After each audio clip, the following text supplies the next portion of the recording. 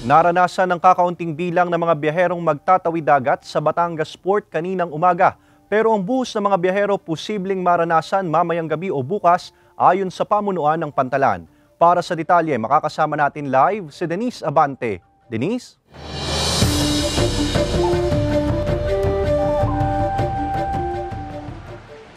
Sa mga oras na ito, may pailan-ilan pa ring mga pasaherong humahabol para makapagtawid dagat ngayong araw, December 29.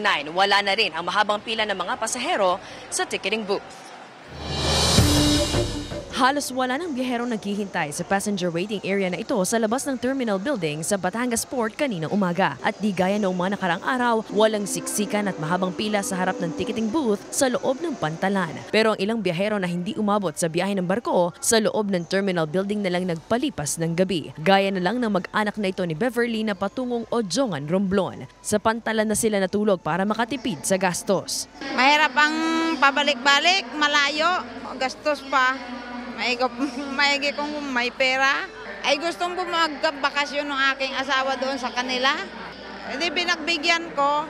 Ay ang hiling ko kami maka uwi ng maayos. At maganda lang ang namin. Hindi rin daw umabot sa biyahe ng barko kagabi ang pasaherong si Joyet kasama ang anak. Pinili ko po kasi yung place po naman ay safe, saka nandyan din po naman yung restroom, saka importante naman po kasi yung babiyahe, mapapagod naman, saka kasi may kasama akong anak. Dati naman po kasi pag lumuluwas din kami ng mga anak ko, nakakatulog din kami kahit nung maliit pa tong terminal. Pero hindi na lang pamilya ang may planong bakasyon dahil kahit mga turistang gaya ni Thomas at kaibigan mula Paris, France, nahatak daw ng ganda ng Boracay.